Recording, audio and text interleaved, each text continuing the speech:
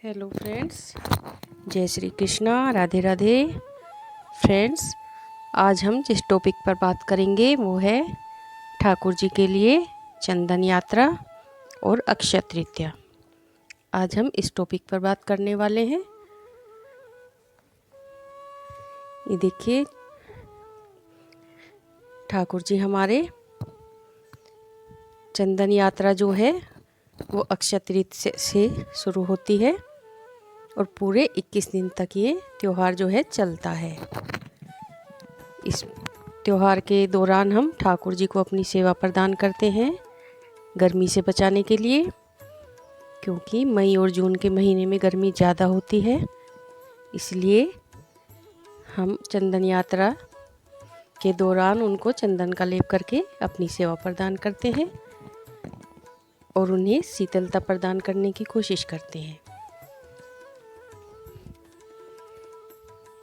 चंदन यात्रा के दौरान हम जब चंदन लेप करते हैं तो उसको हम सुबह के टाइम से लेकर शाम तक करते हैं और उसके बाद हम शाम को इनके सोने से पहले चंदन को हटा देते हैं।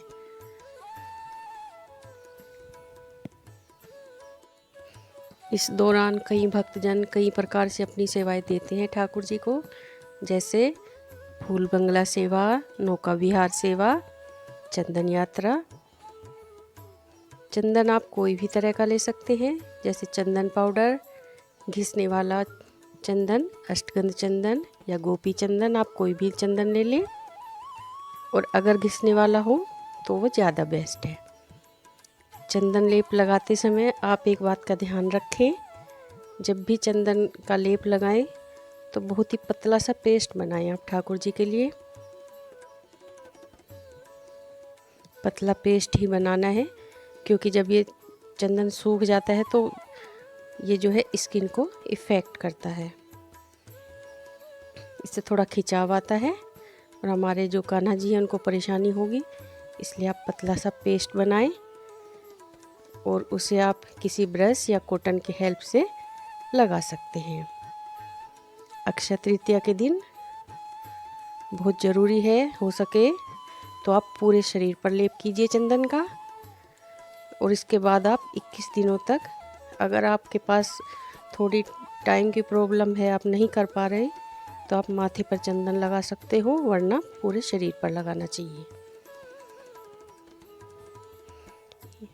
फ्रेंड्स, ये थोड़ा मुश्किल टाइम है, इसमें हम सब घर पर रह रहे हैं। अगर आपके पास किसी कारण से चंदन नहीं है, आप बाहर से नहीं ला सकते, आप जो है गुलाब की पंखुड़ियाँ तोड़कर उनका पेस्ट बनाकर उससे भी लेप कर सकते हैं।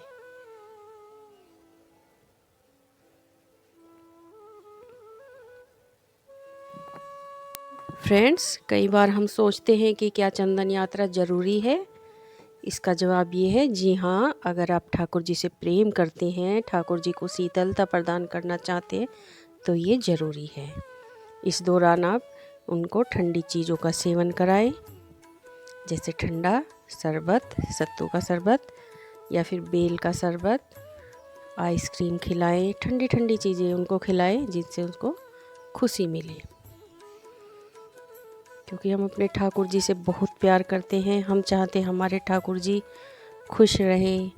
तो हमें उन्हें, जैसे सर्दी में हम उनके सर्दी का इंतज़ाम करते हैं, गर्म कपड़े रखते हैं और रजाई वगैरह रखते हैं, इसी तरह से हमें गर्मी में भी उनके गर्मी से बचाने के लिए हमें हर वो इंतज़ाम करना है जो हम कर सकते हैं।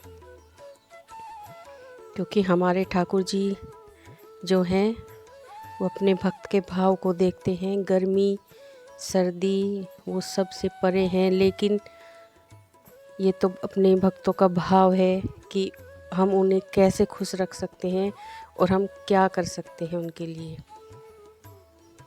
तो इसलिए आप जो भी उन्हें गर्मी से बचाने के लिए खाने पीने का भी इंतज़ाम कर सकते हैं, वो भी करें। ठंडी ठंडी चीज़ें खिलाएं और चंदन का लेप तो ज़रूर करें। ये चंदन का लेप आप राधा रानी को भी कर सकते हैं, ये ज़रूरी नहीं कि सिर्फ कान्हा जी के लिए, आप इसको राधा रानी के लिए भी कर सकते हैं। फ्रेंड्स, कुछ बातें और हैं कि आप जैसे चंदन लेप लगाते हैं तो उसमें आप श्रृंगार कैसे करें कान्हा जी का। तो इसके लिए ये है, आप सुबह कान्हा जी को रूटीन में जैसे उठाते हैं, उठाइए, उन्हें पानी पिलाइए, फिर दूध का भोग लगाइए। उसके बाद हम इनको स्नान कराएंगे और स्नान कराने के बाद हम इनको जो है तैयार करेंगे। तैयार करके पूजा करेंगे और फिर इनको नाश्ते का भोग लगवाएंगे। भोग लगाने के बाद आप इनको फिर चंदन का लेप करें। चंदन का पेस्ट पतला बनाएं और लेप करने के बाद इनको हम नेचुरली तरीके से सूखने देंगे। जब वो अच्छे से सूख जाए तो आप इस जो है हल्के कपड़े इनको पहना सकते हो। आप श्रृंगार करना चाहें तो श्रृंगार भी कर सकते हो, लेकिन मेरी चॉइस है वो रहती है कि कान्हा जी को मैं गर्मी में बहुत ही हल्के कपड़े पहनाऊँ। तो आप लंगोट वगैरह भी पहना सकते हो या फिर हल्का सा ऊपर कोई कपड़ा इनको पहना सकते हो, इनकी ड्रेस, और इनको आप श्रृंगार भी कर सकते हो। उसके बाद आप शाम के टाइम इनको आप जब इनका लेप उतारें तो कॉटन के हेल्प से वो चंदन आप उतार सकते हैं। उसके बाद गर्मी बहुत पड़ रही है, चंदन उतारने के बाद आप इनको स्नान कराएं और स्नान कराने के बाद आप इनको फिर से हल्के कपड़े पहनाएं। नाइट सूट वगैरह पहना सकते हैं, क्योंकि रात का वक्त हो जाता है तो आप नाइट सूट पहना सकते हैं, तो इनको थोड़ा रिलैक्स मिलेगा। लेप लगाने के बाद जो चंदन बच जाता है, आप जो घर के सदस्य हैं उस चंदन से आप अपना तिलक कर सकते हैं। ये जो 21 दिन की प्रक्रिया होती है चंदन यात्रा की, इन 21 दिनों में आप ठाकुर जी को जो है चंदन ज़रूर लगाएं। चाहे आप माथे पर ही तिलक क्यों ना करें, लेकिन चंदन आप ज़रूर लगाएं ठाकुर जी को और राधा रानी जी को। इस दौरान आप इनका श्रृंगार फूलों से भी कर सकते हैं। फूलों से भी ठाकुर जी को शीतलता मिलेगी। उनके झूले पर आप फूलों की व्यवस्था कर सकते हैं। आप अपने हिसाब से जो अच्छा अपने ठाकुर जी के लिए कर सकते हैं वो सब कुछ करें।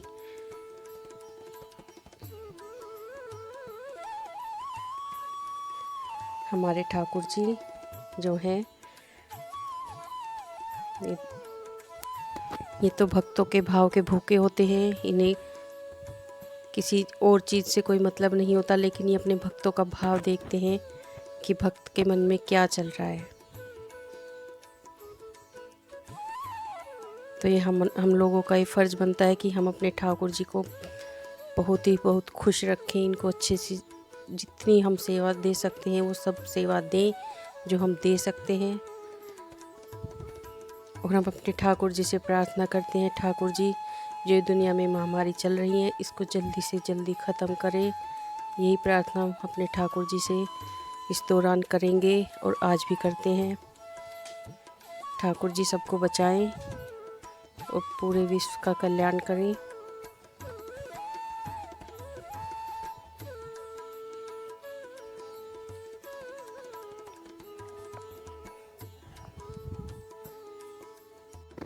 हम तो अपने ठाकुर जी से यही प्रार्थना करेंगे, इस कोरोना जो नाम की बीमारी है इसे जल्दी से जल्दी ख़त्म करें। और बस आप लोगों का प्यार चाहिए, आप लोगों का आशीर्वाद चाहिए।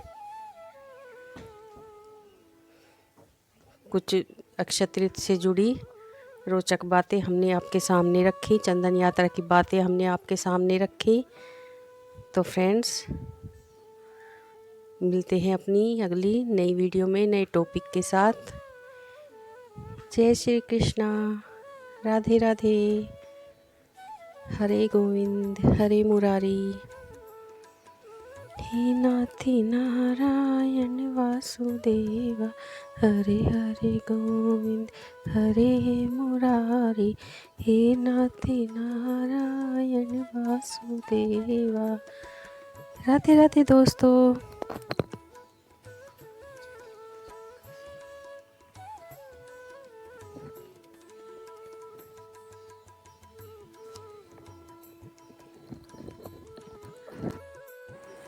फ्रेंड्स, अक्षय तृतीया जो है वो 14 मई को लगेगी और दिन है शुक्रवार। इस दिन से आप ये चंदन यात्रा कान्हा जी के लिए शुरू करें और पूरे 21 दिन तक इसको बनाए रखें।